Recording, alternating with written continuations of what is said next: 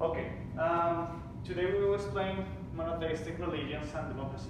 Okay, the objective is to explain how monotheistic religions help further democratic ideas. Okay, so in this organized chart, okay, we'll try to identify the main ideas that can be linked, okay, between monotheistic religions and democracy in general, okay, or democratic processes, principles, or ideas, okay.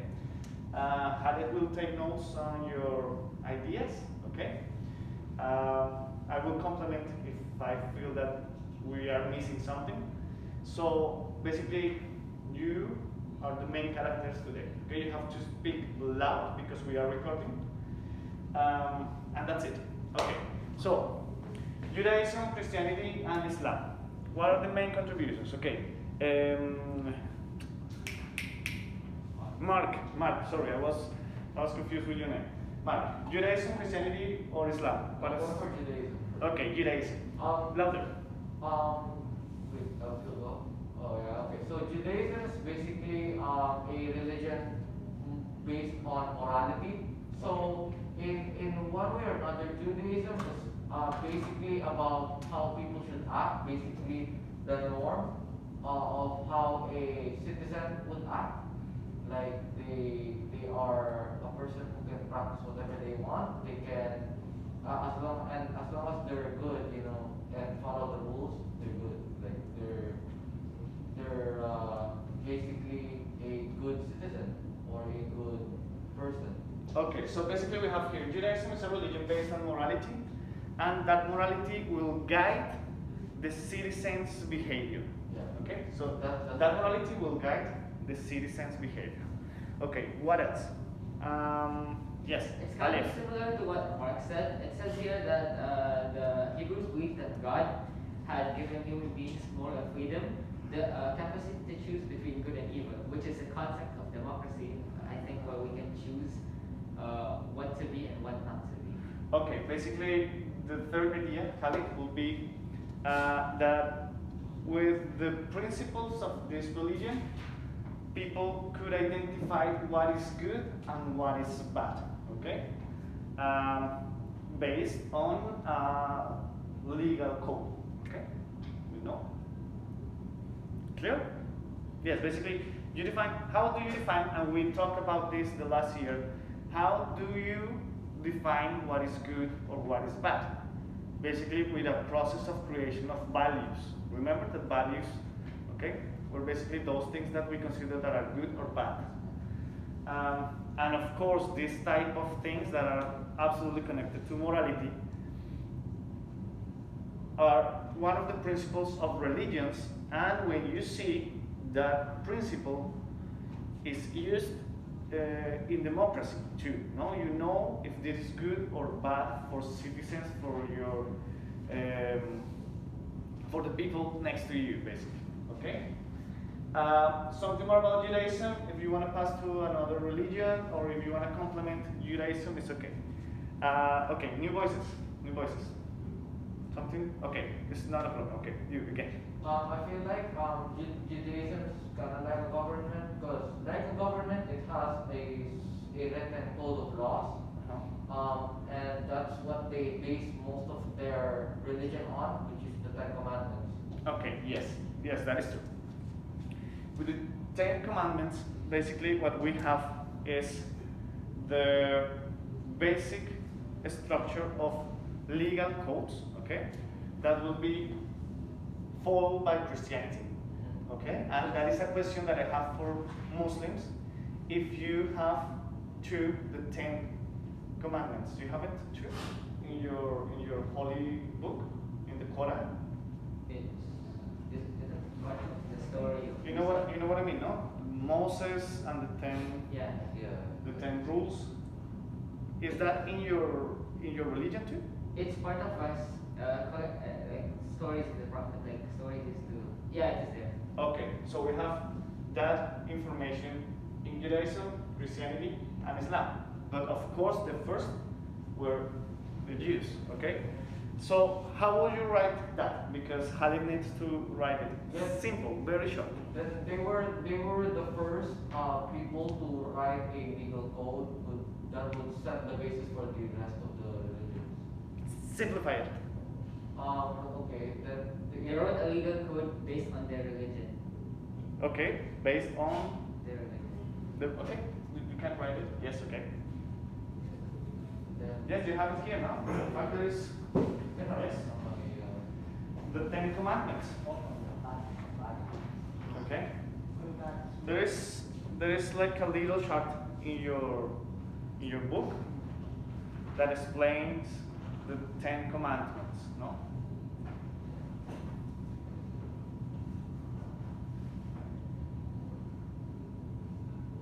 Okay. And I insist this will have repercussions in Christianity, and now you confirm that in Islam is included as part of the narration of the Prophet. Okay. What else? Okay, we have here something very important. We have a legal code, and that legal code will guide the behavior of citizens. Okay. You want to say something additionally on Judaism? Okay. The Jews believe that it is the responsibility of every citizen or person to refrain from the bad things, but like injustice, they have to face it. Yes, the key concept here is responsibility. Okay? Yes, you want to say something? Judaism is a monotheistic religion. Again? Judaism is a monotheistic religion. Yes. Judaism is a monotheistic religion. Yes. So what you said is basically responsibility. That principle will be important here. Okay? In this religion.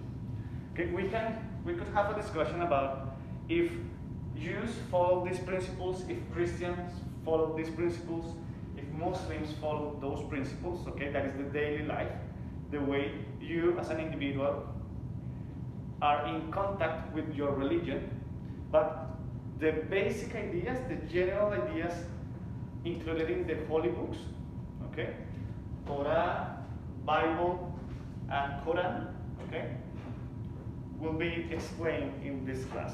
Okay, we can judge how realistic are these principles in another moment, but now we are just talking about what the books say. Okay, so yes, responsibility. Christianity. Something about Christianity. We have here Muslims and Christians. So maybe when you read that, you feel it. You say, yes, that is true. Or, well, I didn't know it, and I'm Christian or Muslim. Okay? So it's okay if we just say something about Islam, if there's someone to say about Christianity. Okay, but I want to listen a new voice. Okay, we have 1 and 2, Einar and Ryan. So Einar. So Christianity mostly focuses on equality among people. So in like the eyes of the Lord Jesus Christ, everyone is equal. Doesn't matter what nationality you are, what social status you are, whether you're a slave or a slave owner, it doesn't matter. Okay, the first very important value here will be Equality. equality. Okay, that is the first principle that we have. Why is that democratic, Einar? I guess that sounds obvious, but let me listen. Why is this obvious? So democracy is defined as government in which the power is put to the people, right? So of course the power is put to the people, and everyone has a chance to act on that power. That includes equality at that point. So everyone is able to vote. Everyone is like that. That's the basis of democracy. And Christianity is basically everyone is equal. Yeah, in the eyes of the Lord. It just matters if you do bad or good. Yes, that's true. Try to check what is the best one, because now I feel that it's not that clear. Thank you, Einar. Yes, Ryan. So Jesus does the importance of people's love for God, their neighbors, their enemies, and themselves. Okay, why do you say this when we discuss the connection with democracy? What is the connection with democracy? Because this is Okay, repeat what you say, but louder. Jesus does the importance of people's love for God, their neighbors, their enemies, and themselves. Okay, so for Christians, they have to, it's not an option, they have to love God, they have to love themselves, and they have to love the rest of the people, okay? In the same level that you love yourself, okay? And you love God, okay? In fact, if it is possible to love more the rest of the people, it's even better, okay? I mean, if you can give your life to help people, that is what Jesus said, that will be better. Okay, but why is this democratic? I think this is Jesus' ideas, but beyond traditional morality. And Himself and Christ. Continue, sorry. so why is it democratic? Why is this democratic again? Sorry. Why this is an expression of democracy? Loving themselves and loving the rest. I think because it expresses freedom for people to love each other. Okay. And respect. Okay, what do you think? Why is this an expression of democracy? I think it's a symbol of unity or something. It's a symbol of unity because in democracy, people unite together to vote for something that they want, right? So I guess Yes, unity is a very important value here. What else? I think it also expresses the idea of individual worth. And in democracy, individual worth is like having self-rights, rights that you have to yourself.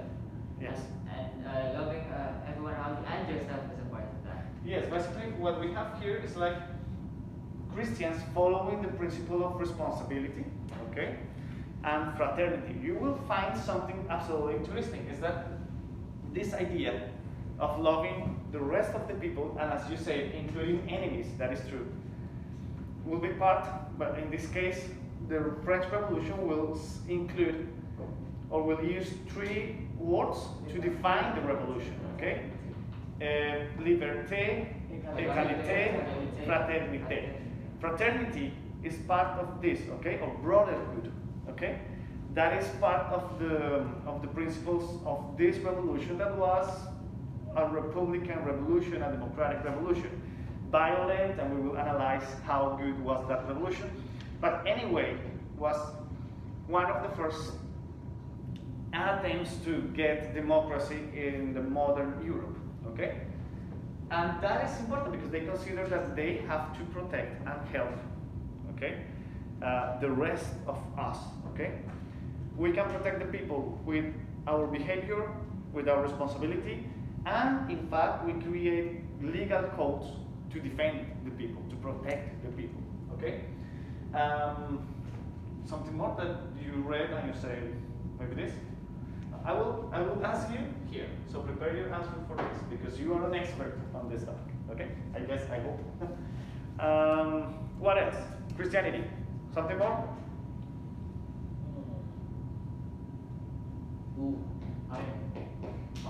Christianity, yes. I feel like Christians, what they call this, whenever their rights are challenged, they have the right to fight back. Okay, where is that? For example, when they call it, when the church is not when the church is not like allowing you to do something, like for example, translate the Bible without a priest, people have the right to go and separate from a specific part of Christianity to go to a place where they can find salvation by themselves. I will connect that with 2 things. Yes, you are right that sometimes, and maybe you have it here, here, and here, okay? It's basically that if your rights are not guaranteed, you can fight for them, okay? That is one of the things that we can analyze of these religions, that is true. But additionally, and something absolutely important here, is that if the power is against the people, you can challenge that power, okay? There is a particular situation when Jesus went to the temple, okay? And he discovered that there in the temple, there were a lot of people making business, okay? With faith, okay? They were selling they were selling the idea of faith, okay? And that was offensive because they controlled the religion, they controlled the people, they spread the message. And basically what he discovered was that the temple, okay, where people had a connection with God, okay, the house of God, okay, was now used to horrible things. And he started a rebellion in the city, okay? So that is basically one of the messages, okay? If there is something that is against God, your people, or your principles, it is time to rebel, okay? Of course, having in mind that you can't kill, that you have to love each other, but at the same time that you have that right, okay, to protest if there is something wrong with your society. It's interesting, it's different, it's curious, and it's true according to the Bible, okay? I'm saying something that you find in the Bible. Einar, yeah. I guess when in the Christianity part, it said Jesus emphasized God's personal relationship with each human being. So I can relate this to the relationship between a democratic government and the people, where each person's ideas and things can be expressed through ways of protest and stuff. Yes. Like that, yeah. Yes, that is true. That is true. And that idea will be followed by Martin Luther during the Reformation. Okay? We don't need an institution like a bridge between God and me. I can create a direct connection to the power, to God. Okay? So if you use that idea and you imagine a citizen and the government, okay, or a Christian and God, of course you have more or less a connection, okay? You can create a direct, okay, link with that figure. You can call it God, you can call it the state or the government or something, but basically you have the right to be in contact, in direct contact with that power, okay? I want to listen to you, okay? When you study Islam, what is, and in the book you find information about Islam. Khalid, what do you find that is democratic in Islam? Or what principles you find like similar?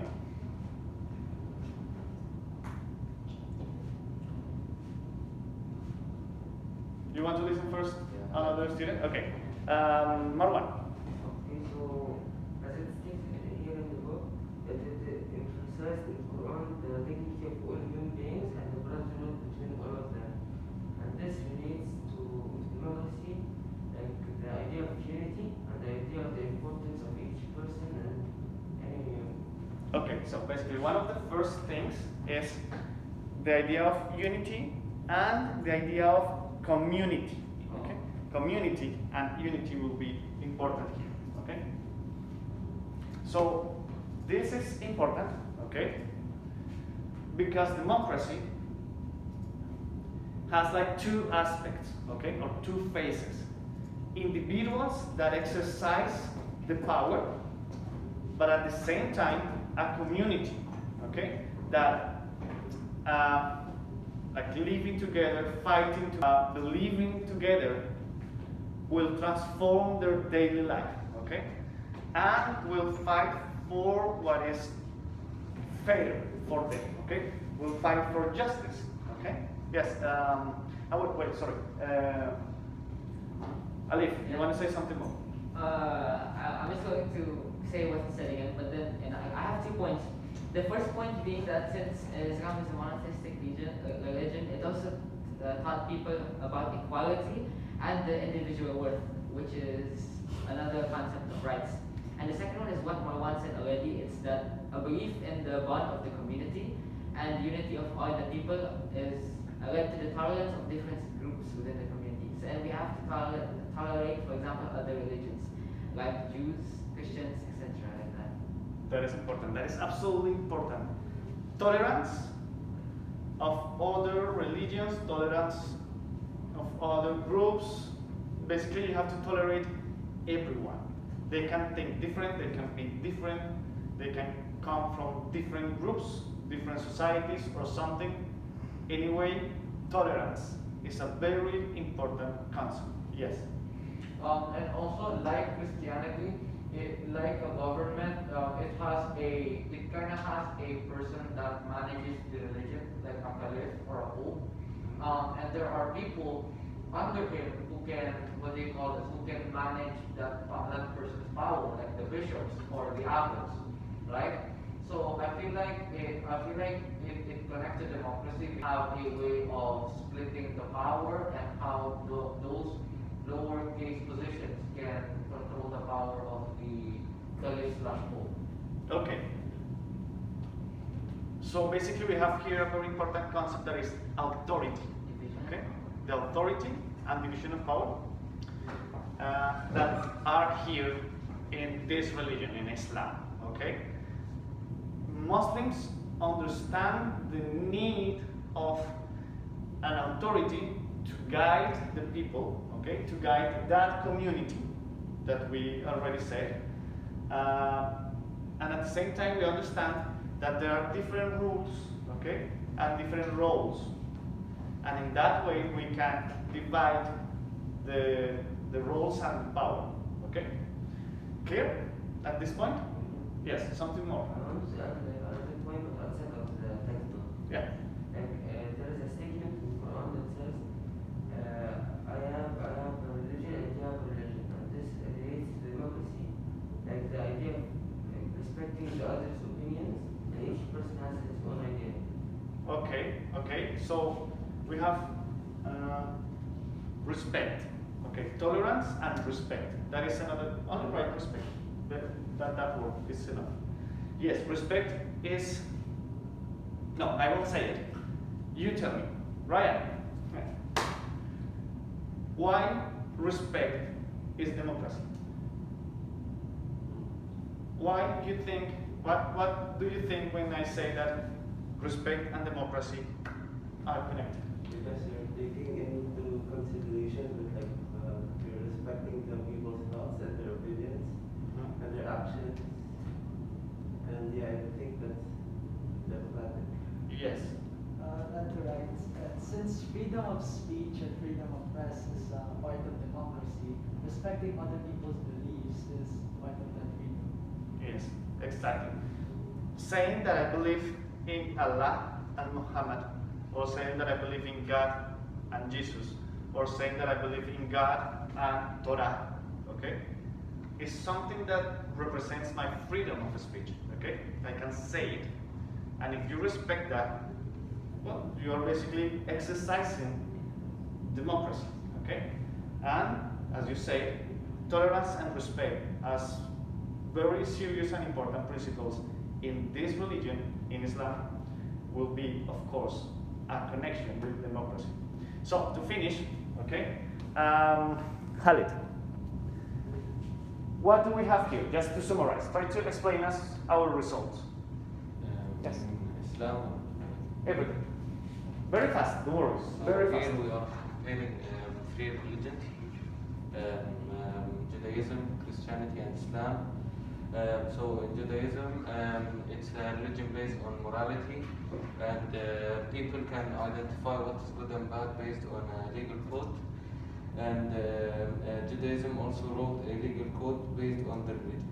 The legal code is the Ten The Commandments. Ten Okay. In Christianity, Christians believe in equality. Everyone is equal. And also Christians have to love their God, themselves, and all other people, including their enemies. And this supports democracy because everyone will get basic rights. Perfect. And in Islam supports unity and community. And in Islam, Muslims have to tolerate other religions, including, like, for example, Christianity and Judaism. And in Islam, there is the division of power, and we respect other religions. Yes, perfect. So that is the end of this lesson. I guess we understand the connection between monotheistic religions and democracy. and the activity that you have to submit is this chart, okay? So if you copy that today, you have it. So thank you very much. We finish with this.